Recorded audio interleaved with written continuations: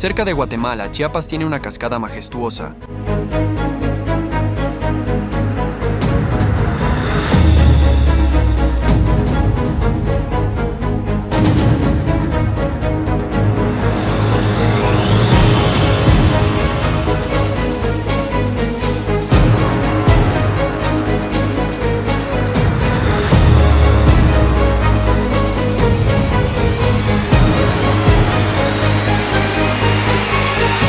Del sur de Chiapas, casi con la frontera, muy cercana a la frontera hacia Guatemala.